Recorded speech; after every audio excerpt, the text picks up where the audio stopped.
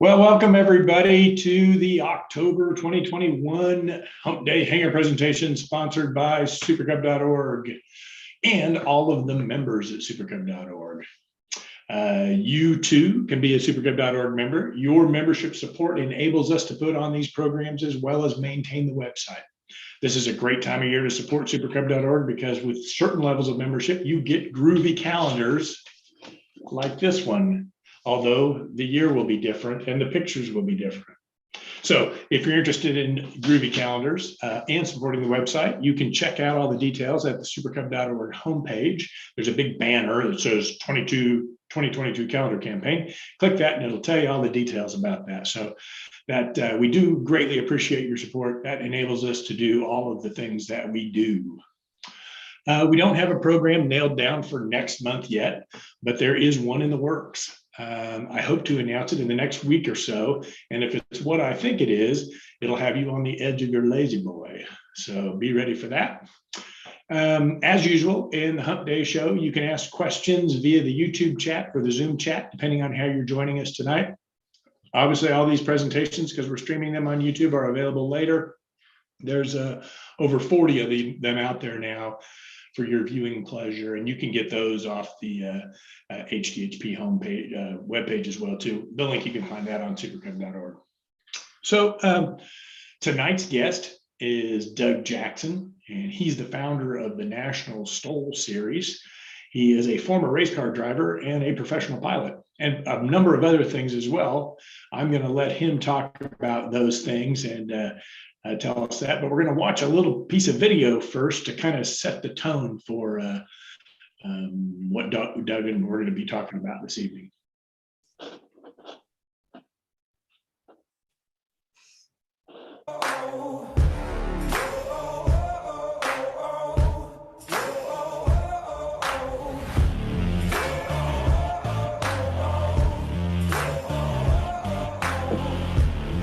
Welcome to Swamp STOL in Jennings, Louisiana.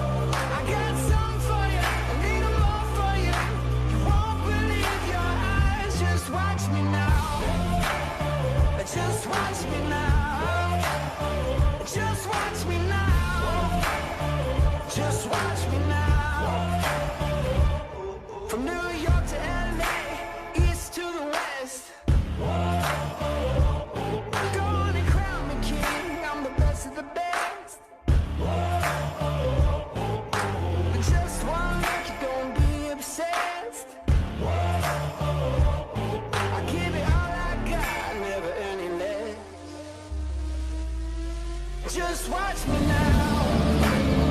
Just watch me now. I got something for you, a little more for you. You won't believe your eyes. Just watch me now. Just watch me now. I got something for you, a little more for you.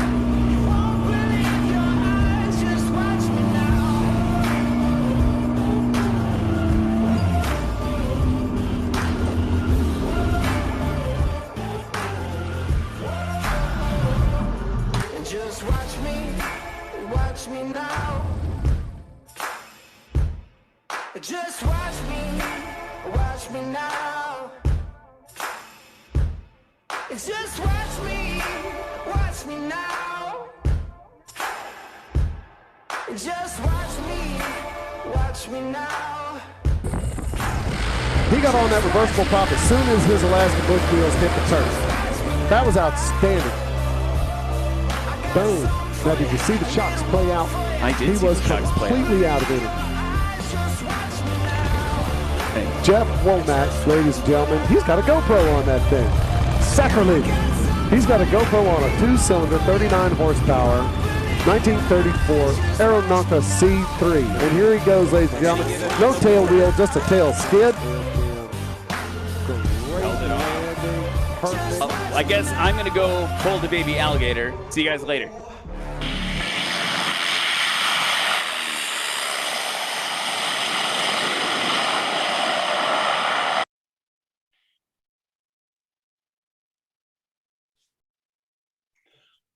Well. That certainly sets the stage there. I'll let you pop that. There we go. Perfect. Thank you, Tom. Doug, welcome. Thanks for having me, Steve. Yes, very exciting. That was fun. I'm surprised that Hal Stockman let you put a camera in his plane because it would add so much weight to it. I know, right? We had to do a little fast talking there. So, founder of this whole thing. Tell us a little bit about your background. How you, where you started. I know you have some car racing in your background, and then how that kind of led into this stuff. yeah, before I get off on me, I want to introduce somebody though. Tom Flannery, the guy that was showing that video there, he made all that, shot a lot of that footage with the help of Eric Johnson, and Tom put it all together. Tom is the brains behind the organization. He produces our broadcast, which y'all probably figured out by now. We broadcast all of our events live via Facebook and YouTube, and he's definitely far surpasses me. I refer to myself as a tech tard when it comes to anything involved with computers. So that's all Tom right there. Anyway, and Tom Tom is also my partner in this venture, and so we've had a good time in the last 18 months or so since this thing started. 19 months, I guess now. So anyway, so I grew up in oil field real quick. Spent my whole life in oil field. Always loved flying. I've been flying since 1981 when I was, or 1980, I guess, when I was a freshman in college.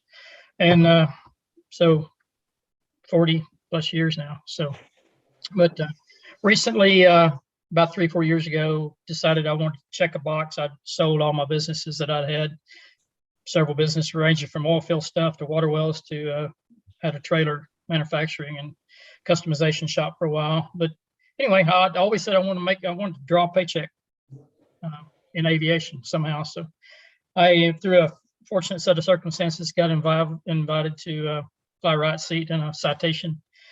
Really enjoyed it. So I went and got my top rating, started doing SIC work, and I'm now captain on a contract captain for several different aircraft managers. Had the really distinct honor last week of flying former Governor Mike Huckabee and his daughter Sarah Huckabee Sanders around as they campaigned for her run on for governor. So wonderful people, by the way. Anyway, that's kind of me in a nutshell. National STOL, I don't know, you want to start on that, Steve, about where it came from? Or Yeah, you can start on that, or tell us a little bit about your racing background first. Oh, yeah, so I don't know. I've always been a Jeep guy for years and years, 20 years plus, and built some rock crawlers, and that progressed into, went to a race, off-road race. That was called Dirt Riot. That progressed into another series called Ultra 4.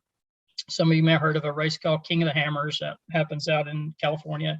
Anyway, I kind of worked my way up through that, kind of the grassroots side of it, and started doing it semi-professionally for Ultra 4. And then went on, raced some score events and some NOR events down in Mexico. And I had a distinct honor. I don't know if it was an honor or I'm not sure what you call it, but I was the oldest rookie of the year that Ultra 4 had ever had. And they to this day, since I've retired racing, I still get called that. Although I found out that I was not at the time. There was actually a guy that was slightly older than me. But anyway, I had a lot of fun. My body paid dearly for it, and I had a couple of pretty serious accidents that made me question whether I needed to quit racing. And it was very expensive, believe it or not. It cost more than owning a couple of airplanes. So there you go. And my heart was always in aviation, so I sold those things. I still go race with some friends down in Mexico occasionally, do some co-driving and a little bit of driving and chasing those guys in a chase race down there. But other than that, my racing career was, I don't know, 6 or 7 years, and took about 15 or 20 years off my body, I think. If folks want to hear more than that, we actually have a podcast out there where you and I talked. I think we went into some pretty good detail about and had some pretty good stories in there. So Yeah. that's out there as well. So when did this whole National STOL Series thing start? What was your thought about getting that? Well, I don't even see Pierce on there. Is he not logged in tonight? He's off doing a pre-buy on a Super Cub in Okay. some Well, little town in Nebraska or something. Last I heard it. That was his excuse I heard anyway. so we can talk all we want about him then. That's right. Well, he might be on YouTube on his phone or something, flying somewhere. Right. So back right after Christmas of 2020, Steve Pierce and I were sitting on a sandbar, as we do a lot of early Sunday mornings, with a group of guys from here in my hometown of Decatur, Texas. And something was said about nobody does competitions anymore, or STOL events. And at the time, there were very few. Now there's a whole lot, but there just wasn't many. And they mentioned that Hondo wasn't going to happen anymore. So I called the guy that ran Hondo and asked him, well, actually, let me back up. Pierce said, well, you're coming from a racing background, doing events and stuff. Why don't you do one? And I thought, well, how hard can it be? Well, it's hard. it's very hard. I found out really quickly, but we decided we would do one. And long story short, that was about 27th or 28th of December. By the 1st of 4 days later, we had a venue, which was Gainesville, Texas. I was talking to potential sponsors already. And I just so happened, Tom and I met through my charity. I have a charity called Operation Airdrop, which I'll always try to mention because it's very near and dear to my heart. We do disaster relief after hurricanes, and I founded that back in 17, I believe it was. And Tom had helped me with that. Tom is a air traffic controller and works for Miami Center, and he's also involved in NATCA, their pilot union, which does a lot of charitable stuff. And I mentioned to Tom that, asked him if he knew anybody. I don't even remember how the subject even come up. I said, I need somebody to build a website for at the time it was just Lone Star STOL. There was nothing's, we didn't even thought of National STOL at the time. He goes, well, I can put one together. And I thought, yeah, I don't know. He wasn't going to charge me anything. And I'm, at the time I was doing this very much on a shoestring budget. Well, all of a sudden he sends me this beta copy of this amazing website. I don't know what this thing would have cost. And I was just completely blown away. In a matter of a couple of days, he had put this website together. And I was like, holy moly. So one thing led to another, and we were going to set the date in the fall of 2020. We moved it up to March. Don't know why at the time. I can't remember. Somebody said, oh, we need one, in the winter or this early spring. And so from pulling the trigger to the event was less than 90 days, significantly less than 90 days. And we had a very successful event. We had about 80 pilots sign up to compete. Unfortunately, the day of the competition, if you go back and look at, you'll see what happened. But we were set up out on a grass field. Oh, and in the middle of all this, I had some wild ass idea that I would hire a TV production company to come in and produce this thing and air it live TV. And so had no idea what that was going to cost. I didn't know how I was going to pay for it, but thought, well, what the heck. Husky came in about that time, and some other great sponsors, and which I'll talk about in a little bit. But Husky was kind of the one that stepped up there at the very beginning and said, hey, we want to help you with this thing. We want to title it, and we want to. So we took from that to this amazing event that we put together really quickly. It rained us out. We had to move out of the grass runway that we were on and move it on to the airport manager. Was amazing. Let us move it on to the taxiway right in front of the hangars, which probably wasn't the safest thing looking back, but we pulled it off with no incidents. And about 40 of our pilots were able to get there through the weather, the crappy weather that we had. We had, I don't know, 400 or 500 spectators come out.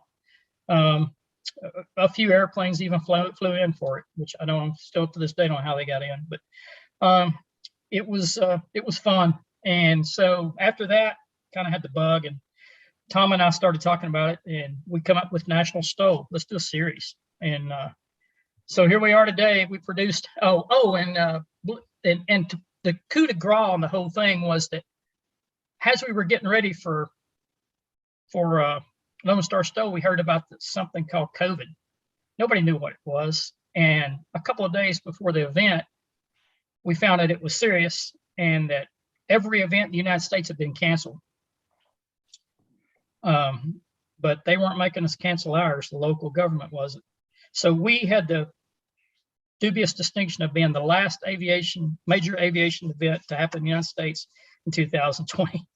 And it was a little dicey. Right up to the morning of the event, I thought somebody was going to call and say, y'all can't have this event. But we were outside, and nobody knew what we'd never heard the term social distancing at the time. Nobody had mentioned masks. Nobody knew anything about it, So we were very lucky to get that. So we went ahead and tried to do we had big plans to do this 5 or 6 event series that year. It didn't happen. We ended up having, Tom, two or three events, I guess, that year. The biggest one was in the fall of last year of 2020, we got a call from Sun and Fun, said, hey, we want to do a holiday festival in December because obviously didn't get to do Sun and Fun. We would like y'all to come down and showcase it. And y'all will be the main attraction. We'll do a car show. And we went down there not knowing what to expect and had a pretty amazing turnout. And it just kind of put the fire under us. And then we went back. We were invited back for the big Sun and Fun and did demos all week. And that's kind of when things started getting real. We were told there'd never been a crowd like that at Paradise City. We had, Tom, I believe 18,000. Is that the correct number? 18,000 spectators? Tom, I muted you, Tom, there you go. Yeah, that's correct. About 18,000 spectators. And then how many views did we have off of that event? Oh man, over 1.5 million. Yeah, it was crazy. From all over the world, people were watching this thing. And we got down there, and people at Paradise City were not particularly friendly to us. They resented us being there, and I understood. I got it. We were taking away the flying time of the vendors that had been there for years. But funny thing happened the second day. The vendors all said, let them fly. Let them have more time. They were giving us like 30 minutes. And they said, you guys can take an hour. And then you guys can take an hour and a half. Well, you guys just run till dark. And by the third or fourth day, there was just people 100 deep, watching this thing. And we were just blown away. We couldn't believe it. The reception we got from there. And in the process, we met a gal by the name of Nitra Goddard, who came to work for us now as our event coordinator. And she kind of works all the behind the scenes stuff to make everything look pretty and run on time. She'll grab me by my ear and drag me around to interviews and wherever I need to be at the time, keeps us all lined up. And somewhere in that mix, we quit using Live Air Show TV. We love them to death. It was a monetary thing, and we bought our own production stuff, and now we own our own production company and produce all this stuff you see now on our own. Tom literally does everything off of a couple of laptops that they were doing with a big semi truck and about 15 people. So, and does it all with volunteer cameramen. And so here we are today. We just wound up our 2021 series, had our national finals up in Gainesville, Texas. And I don't know, Tom, if you have the capability of, you have one of those photos you could put up, Tom? I'm putting him on the spot here. Our awards table and the prizes we gave. Yeah, 1 second, I'll get it. Yeah. Well, I'll keep talking while he's doing that. But anyway, we gave, it's Texas, right? So Lone Star STOL, our first one, we gave away buckles, the first place. Well, when we had our National STOL finals this year, I ran this very much like the racing series that I came out, where if you went to at least one other event during the year, we were going to make it 2, but we didn't have that many events. If you did one or more events during the year, your points would be added to your score at that event would be added to your score at the national event, Lone Star STOL. There's our buckles. and we would have 2 sets of buckles given away at that event: the Lone Star STOL buckles, and then the National STOL Series buckles. So you could win the event and not win the series, or vice versa, and that happened in more than one instance. So first place got the buckles for national champion, and then second and third got trophies. And then on the Lone Star STOL event itself, we had people that won it, and Pierce ended up winning his class and got him a buckle in the bush class. So, He said he's retiring now. That's what he told me. he what? He said he was going to retire now that he'd done that. Yeah, we've all heard that. We just, I can tell y'all, it's no trade secret, but we just started a peer review board, much like we did in off-road racing, where we have 2 members from each class. We have 6 classes now, and we've added a class, and did have 5 before. We had touch on that real quick, and I'll go back to that. We had a heavy touring, light touring, bush class, which is certified, your Super Cubs and so on. So, experimental bush, which is your carbon cubs and your legend cubs and all those things. Of course, your Huskies are in the bush class. Then the experimental bush class I just said, and then we had LSA/light experimental. Problem there was we had legend cubs and J3 cubs competing against Steve Henry, which was not a fair fight. So we're splitting that up this year. We're not exactly sure how we're going to do it. That comes back to this peer review board that we just started. So 2 people from each class. The class votes on them, and they're a rules committee. They look at the rules and how we're doing anything. We're going to have to start having some tech inspections, unfortunately. It's just part of the game. We're going to have to enforce certified. If you fly in a certified airplane, it's got to be certified. Can't have a bunch of experimental parts on, or any experimental parts on, and all the things that go with that. And we're thinking about splitting that light class at about 100 horsepower, and also maybe with or without flaps, or some combination of that, so that we get some new blood. You know, the guy with a J3 Cub or a Champ or whatever can come out there and have a blast and have a reasonable chance of have a good showing, you know, rather than having to compete against Steve Henry, having 5 and 10 foot takeoffs and landings.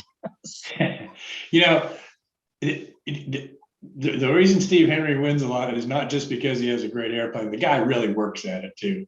He's the hardest working guy in STOL, I think. Yeah, Steve, and I mean, he's not the only one. Right. Hal works at it hard, but Steve, he puts his heart and soul in this thing, and he's such a nice guy. I mean, he really is, you know. And I was in awe the day I met Steve, you know. And when I had Lone Star STOL, funny story, I got this call from Dan Reynolds, and if any of you guys follow STOL, you know who Dan Reynolds is. He holds the world's record for the shortest takeoff landing during competition at Valdez a few years ago in this little weird little thing he calls a Chinook, a little pusher airplane that is actually a work airplane. It has over 10,000 hours on the airframe, believe it or not. But Dan is from the Yukon. He says, "Hey, I'm going to come down to your event." I go, "You got to be kidding me!" And it's 3,800 miles in March from the Yukon, and he literally had to buy a new pickup halfway down, traded in his truck because his other one was he was just beating it to death. Showed up down here, we opened it. He came to my house like 4 days before the event, showed up at my house. We opened that trailer up, and that airplane was in pieces in the back of the airplane. The motor had fell off, the motor mounts had broken. His panel had fell out of it, was laying on the floorboard. He just shook that airplane to death. So he and I fell in, and so when I should have been in Gainesville putting the event together, we're down here helping Steve put his airplane together. We had a blast though, and I mean helping Dan. But Dan, he's just one of the nicest people in the world, and we had such a good time. And I miss him. COVID ruined him not being able to come down for a while, but we'll get him down next year hopefully and get some more events. But just things like that, I was just so humbled. I see Jim Crane's on. Jim Crane flew down from far northeast. Yeah. And gosh, I mean, people come from all over the United States to that little event, first one ever, and not knowing who I was or if this was going to be a flop or whatever, you know. And we had a good time, and it's been, I guess, the best thing of this whole thing is getting to know all these people that I've been hearing about and watching, and finding out that, to the man, every one of them are just wonderful people. And now my favorite part of the event is end of the day when we all sit around a campfire and have a beer or a drink and watch the fire and tell stories. I live for that every day. Which, by the way, I'll put a little shout out. We're having a fly-in this weekend if anybody wants to come. So, and it's just a fun thing that we're doing up on the Red River. We call it the Red River bar hop and fly-in, and nothing but fellowship and good food and a lot of tall tales probably. What's that? And what do you? How do you find out where that is? So we've got a Facebook event on Facebook. It's if you search, you can go to National STOL. It's under your National STOL page. And there's a link there. I don't know, Tom, is it on our website? If it's not, we probably could throw a link up on there. It's not, but I will, and I'll put it on YouTube as well. Yeah, it's our website's nationalstol.com, obviously, and then the Facebook page is just National STOL. So what's going on? So tell us about you wrapped up for the year. Yeah. Tell us what's going on. What's the 2022 season look like? So we're just now putting the 22 series together, but as of today, we can announce that we'll be back at the Holiday Festival with Sun and Fun this fall or this winter, December the 3rd and 4th, I believe it is, first weekend of December in Lakeland. We are very close to getting our agreement done, and I feel certain it's going to happen. We'll be at Copper State in February. And kind of excited because Stole Drag is going to be there also. So we'll have National STOL and Stole Drag at the Copper State.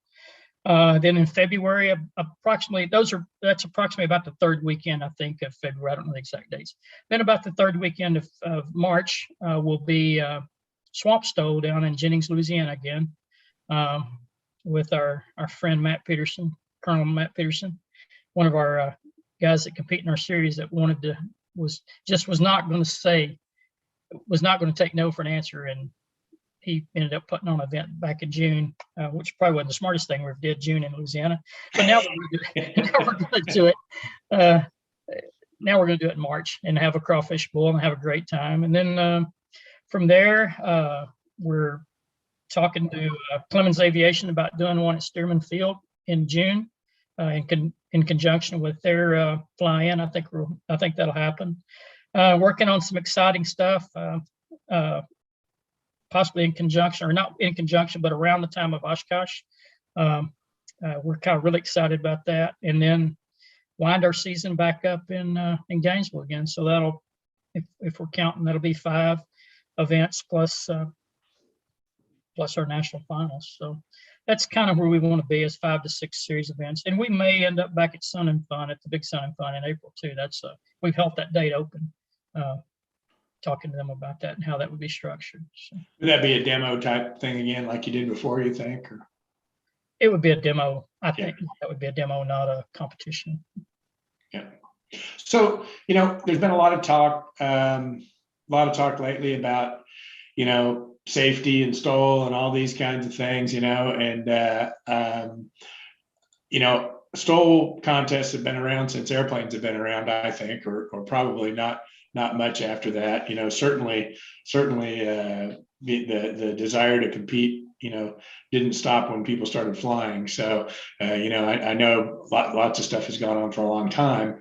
How do you guys address safety? I mean, personally, I feel like the STOL competition that I've been a part of putting on, that we've done a lot. We've had 20 years of really no incidents, and it's a demo more than a competition. Mm-hmm. But, that's been really through a lot of diligence and working with folks. And I know you guys have got a pretty good track record too. How do you address that stuff as part of what you're doing? Well, full disclosure, it's out there for the world to see, and we don't hide it. We've had 2 planes go up on their nose, one at Swamp Stole, and then the most visible one was the one we had in Gainesville the other day with one of the Fat Tire Cowboys and his 180. We've had one crash, no injuries, but it totaled out a Highlander. That was up in Minnesota last summer. So, you're taking off and landing an airplane as short as you can. Adrenaline gets the best of some of these guys. We coach them. I watch them. The guy that crashed up in Minnesota, I just pulled him off the side the night before and told him that what I tell everyone, don't do anything at one of these competitions that you hadn't practiced before or done every day. Don't pick today to be a hero. It's just not worth it. It's not worth damaging your airplane or possibly damaging you or somebody in the crowd. So with that being said, I guess the elephant in the room is what's happened out in Arkansas a couple weeks ago. And I was there. I saw them change their course. I thought what they did was the smart thing to do. Yes, some airplanes got bent, but they handled it as professionally as they could. And I don't think anybody in our business should be talking down about another series. I love STOL drag. I love what Kevin's doing out there with that. I think what the guys out there at Arkansas is doing is amazing. I do understand that, and we all do, I think that there's additional risk comes in with that when you add a clock into the equation. But they both, I think, do a commendable job of addressing that safety. I know Kevin has had to DQ more than one, or not DQ, but have a sit down with more than one guy during qualifying, said this is just not the event for you. So I commend him for that. And I know that they had qualifying out there with Arkansas, and the guys had to prove that they could fly that course safely. And so we don't have a qualification per se. I mean a vetting process per se, because we don't have to have wavered airspace. We don't have. You're just taking off and landing an airplane. Like I said, I will pull guys aside if I see them doing stuff that we don't think is safe. We'll call them out on the radio. We have 2 certified air bosses, ex-FAA controllers that work our event, both the air and ground boss. And they have very strict instructions to call these guys out. I have a radio in my hand. I can call them any moment. The one thing that I will call my guys out on a heartbeat is a steep, high alpha takeoff. It's not necessary. Right. Once your wheels are 3 inches off the ground, as long as you don't touch again, your day is done. Yep. Live to fight another day, come around and make your landing. We've got a couple of guys, and I'm not going to call them out, but they tend to like that really steep. Hero takeoffs, I call them. Yeah. And, the problem is some of them just don't know what they don't know, is my old favorite saying. They haven't lost an engine at a high alpha situation close to the ground. Things are going to get really real. And as much as I would hate for one of my competitors hurt himself, I would hate even more if he went into the crowd and hurt somebody else. Absolutely. So, that's our safety spill in a nutshell. It's we have a very detailed pilot briefing every morning before the event, and we go over all of this stuff. We run on a very tight schedule. We're launching airplanes, and it's hard to believe, but we launch and recover airplanes about every 15 to 20 seconds. So it's very important that they stay in trail of the plane in front of them. They are pilot command. We do not penalize them at all for doing a go around. They can go do a 360. The air bosses are phenomenal. They'll work them right back in, and they get another shot at it. Now, if you get down there and realize you're going to scratch and you go around, that's a different story. We don't give them any mulligans for that. We haven't had anyone do that so far, by the way. But if a guy just gets too close in trail or something he just doesn't like on his approach, doesn't feel safe, break it off, go around. And we encourage that. We do not. Yes, we're running a broadcast. Yes, we have a time constraint that we're trying to run in, but safety always takes precedence over any of that. So that's great. Talk just a minute too about are your rules any different than kind of the average STOL contest? Do you have anything specifically different? Are you doing adding up the takeoff and landing distance? Is that how you do it, like most folks? Or when I started this thing, one of my first calls was to the guys up at Valdez and the guys that ran the Hondo and Jimmy Guest and some of those guys, and I asked them, can I use your rules? And they said, absolutely. And I took those rules and I clarified a few things that I didn't feel from a pilot standpoint and from a competitor standpoint, because I like to compete too. I changed the wording of some of them, not the spirit of them at all. I think the only thing that we're doing and breaking away from those guys is splitting up the slack class like we spoke about. But no, for all intents and purposes, you can go to any other event and you're not going to see anything different at our event than you do there. other than it's being broadcast live, and we do take commercial breaks. But we let the guys know when that's going to happen. And Do they have to like deploy extra flaps and slow down on a commercial break, or how does that work? we try to do it between classes. And typically we'll hold them at the line and it'll run. Tom is the expert there, but it'll run 60, 70 seconds, and he's got a direct communication line with the air boss, and they're talking all the time. And so it's the crowd just sees a little lull in the action from it, just like you would see if you were at a football game. Yep. Now, are you doing 3 takeoffs and 3 landings, or is it 2, or what's your normal? We And is there an elimination process, or do you just do it all as one contest? So this year we ran a qualification day. Each pilot got between 2 and 3 attempts. And you take your best set. You can't mix and match your takeoffs and landings. I think we always got that 3 in. And then our intent was the top 30 guys, which is the top 6 out of those 5 classes that we had, went to the finals on Saturday. And our reasoning for that was so that we could, so our event our live stream didn't run so long. Because of COVID and other issues this year, we didn't have that many pilots, and we let everybody go to finals. So even though we call Friday a qualifying day, it was actually just a dress rehearsal for Saturday because we didn't eliminate anyone. This year we've been asked by guys to cut it down to 1 day if possible. So we're looking at that because we got some guys that just can't be gone from home that long to come practice on Thursday, fly on Friday and Saturday, and try to get home on Sunday. So we're going to look at least our smaller events. My gut feeling is we'll do it something like under 40 or 50 pilots. We'll do it a 1 day. If we get a ton of registrations, we'll split it off and do the qualifying. But we're kind of flexible on that side, and to the casual observer, they won't know the difference. Have you had to limit that at all? Your participation in the event? Have you had to limit that in any way yet? Yeah, we originally set it at about 125. We've never hit that, but through knowing what we know now after a year and a half, if it gets much over about 80 or 100, it's going to get pretty difficult to run it, and you're going to have to limit guys down to the 2. We never launch more than 6 aircraft in the area at once, so the air boss can control the situation better. And so we'll split up. For instance, we had to do that up here where we had 2 flights, and we do it on an alphanumeric system. So the first guys off are they call it alpha flight 1 through 6, and then your Bravo, and your Bravo very well could be the next 5 or 6 guys in that same class. The air bosses don't care what class they're flying. Every airplane is an alphanumeric number to them, and they call you as such. Alpha 1, go. Alpha 2, line to the line. Alpha 2, go. And our scoring, we have some pretty sophisticated radio communications with all of our judges and with Tom and myself, so that the scoring is all done via radio.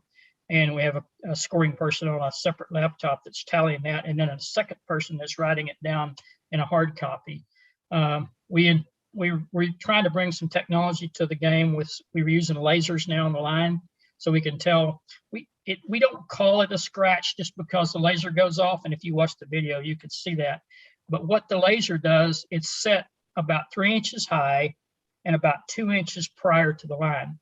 That tells the replay judge to take a really hard look at that one, and he can go frame by frame and just pull that forward and see when those tires touch. And we've had several that they thought they were good. Tom played it back for them and showed that what they saw was they were looking out the right side, and their right tire was good, but they let their left tire touch the ground about 2 inches short. Yeah. So things like that, and that's satisfied everyone. We invested in some very expensive laser measuring equipment to measure the landing and takeoff distance, but it was too time consuming, and it had a lot of issues. So we just went back to the old tape on the ground. One of the things we've done is we paint hash marks out in the middle of the runway so that we don't get that parallax thing going on from a judge where he's looking at an angle. He gives him a lineup point. And we have a head judge, have 2 head judges that go with us, volunteer and go with us to all the competitions, one or the other one. And they school the judges. And one of the things that Jimmy Geist, I wish Jimmy was on here tonight, but he gave me the best idea so far we've had, is we make the competitors judge each other. So the light touring or the light experimental class judges judges the heavy touring, and then it just goes around the light experimentals judge light touring, and then so on and so on. And so those guys know what to look for, and they can be pretty brutal. We had who was it, Tom, that had to call a scratch on us? Oh yeah, Jeff Pohl's dad was our main line judge up in Brainerd, Minnesota, and he called a scratch on Jeff, and it was Jeff Pohl, and it was pretty funny. I don't know if any of you guys know Jeff Pohl, but he runs Sodbusters before he took over and become one of my greatest friends in the world. And his dad is a wonderful guy, and his dad had to call that scratch, and we brutalized Jeff on that one. It was pretty I got the chance to fly under Jimmy Gist at the Tullahoma STOL demo in AOPA. He's quite a character. It was a lot of fun. He really made a lot of airplanes. I can't remember. It was like 90 operations in 22 minutes or something like that. It was insane, but it was a lot of fun. Jimmy's good. He's been my sounding block and kind of mentor through all this stuff. Him and Pierce and a couple others helped me, because I didn't know what I didn't know. I had no idea how to do a STOL event, but I just watched some videos and kind of. That's what everybody does these days. You just watch a few videos and then you're an expert, right? Exactly. I found out pretty quick that, as I said a while ago, I didn't know what I didn't know. Yeah. Well, Doug, anything else you want to talk about tonight? This has been really awesome. We're looking forward to, and I've not actually been to one of your events, and it's on my list of things to do. So I don't know. We got to get you. We get you signed up in one of them. We almost see you fly. Yeah, well, I need to practice. I spend all my time in the backseat helping other people and doing very little of it myself these days. So. Well, we're going to have one up there in Wichita, so that's close enough to your old stomping grounds. Oh yeah, no, that'd be a good one. That's yeah, right. I think we got a place to stay on the airport there too. So. Right, Tom. Did we leave anything out? No, that's all I had. I have some videos of some replays. You want to see them, but that's about Why it. don't you if you got it, why don't you close us off, Tom, with a little bit of video? Okay. Doug, you want to talk over this a little bit? It's the replays from Sodbusters. Sure. Yeah, just leave the sound off on it. Yeah. So there you can see our laser timer. And for any of you people that have been around barrel racing in that world, actually that came from the barrel racing. So you can see that was I don't know if that was deemed good or bad, but that was Warren Gobler from South Africa originally.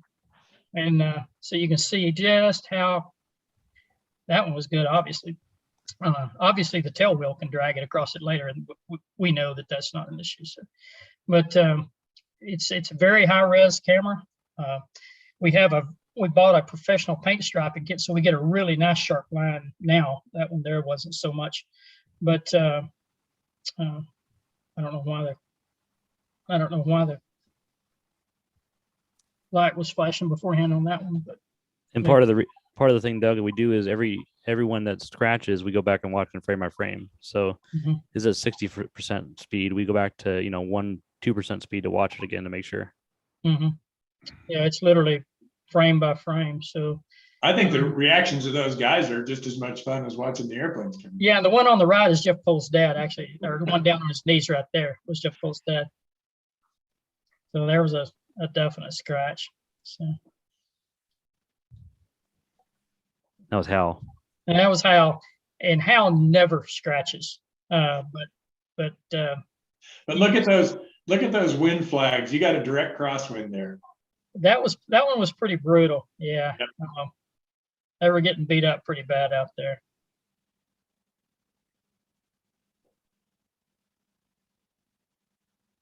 That wind's blowing right in the judge's face. Yeah. I think that was Jeff Pole's niece. I think she was over there watching them. Here's help me out, Tom. Who's that boy from They put Canada? me on the spot. That's Jason Busat, isn't it? Yeah, Yeah. Jason Desai. Yeah. He's running a 300 horse. I think that's a Honda motor on that one. So, and over to your left over there, if you could see, that's the air bosses. There's an air boss and ground boss working radios over there. That was Jerry and Johnny, Jerry Drew and Johnny Moore. Hey, Doug. Yes, sir. Another Doug on the call said that he's having a little trouble understanding all that Texas twang. Yeah, well, he talks funny. So He might have a Minnesota accent. I don't know. he does. Hey, Doug. How are you, buddy? Yeah, so Doug Evake with Tanis has been one of our supporters this year, and he's promised he's going to come in for a big season sponsorship out here this year. I won't unmute him so he can say Yeah. Put him on the spot here. No, we've had some wonderful sponsors, and I guess I should talk about some of those guys, and I'm going to miss some, so I don't have a list in front of me, but Aviat Husky's been awesome. American Legend, those two guys, Legend Aircraft has just been phenomenal. Both of them actually have sponsored a lot of this kind of stuff. They've They've really been involved. big in this world, and great people too. We had a nice visit with Stu Horn tonight from Husky, gosh, I mentioned Doug and Tanis. We got Robbie Stanton with AirTech Coatings, and I don't know, Tom. You could probably read. You may have the list. I'm terrible at this. I was terrible at this when I was racing. I couldn't remember my sponsors, but You just have to read your shirt, right? That's it. well, only one I got on this shirt is this Husky. I don't have my other shirts, but yeah, we just we had talked about that a little bit too. There's a lot of in the model. Do you mind talking? And I realize we're getting close to wrapping up, but do you mind talking just a little bit? We only touched on the fact that you're doing this broadcast piece, and that your model is a little different, in that you're kind of focusing on capturing all this stuff and making a nice production that people can watch later or watch live from their home or whatever. Yeah, we don't really do as much traditional, what you'd call a sponsorship of an event, although we do that. We have banners and stuff, but our business model is around selling ads for our broadcast. And if you take the time to watch these broadcasts, you'll see the commercials run just like you see on any TV show or sporting event. And then we have what we call quarter screens and eighth screens that we sell. And that may be, I don't know if you caught that, but during the scoring, you'd see someone was sponsoring a class, and their logo would pop up during the scoring. We've had guys sponsor the finish line camera. We have another camera that sits back about 15 or 20 feet and shows the landing from kind of a forward and back, forward of the airplane, looking back at the airplane about 15 feet past the line. We have guys that sponsor that. We'll do 8 screens or quarter screen pop-ups. We have underwriting and we have two MCs at each event that MC the event and talk, and some of them pretty comical guys like Jughead Council and Colin Kneva from Mayday STOL. Different ones get up there. Brian Dabrowski has his own YouTube channel. He's been to several events. He was at Lone Star STOL there. And so, they'll do underwriting and talk about the sponsors. There's a lot of different ways that we monetize the event, because they are expensive to put on, and we want it to continue, and it has to pull its weight to continue. And so far it's done. We're very happy with where we are, and this year it's going to be even better from the money side of it. We were able this year to, pay for all our production equipment and get to where we're not having to pour cash into it. So I love it, and I'd do it for free if I could, but it's hard to sustain it. Right. It is. It takes money, and one of our biggest expenses is moving people around the country. We have 6 or 8 people that it takes. You got to move them and feed them and house them and all that. It adds up quick. But we love it. We're having fun. I if I had a real job, I couldn't do it. Tom has a real job that unfortunately for him is very flexible. My contract pilot job is, I can go or not go. So. Air traffic controllers don't really work. I know several of them, so it's Yeah, I'm preaching to the choir with you. You've done way more than I ever have. Hey, Doug, thank you so much for your time this evening. Tom, thank you for helping out too, and really neat what you guys are doing. I'm looking forward to seeing what happens here in 2022, and maybe be involved in some of that excitement. And so thanks to everybody that was here this evening, and stay tuned. Next week we'll let you know what's next month. We'll let you know what's happening for next month's program. So thanks again, guys. Thank y'all for having us. Thank you.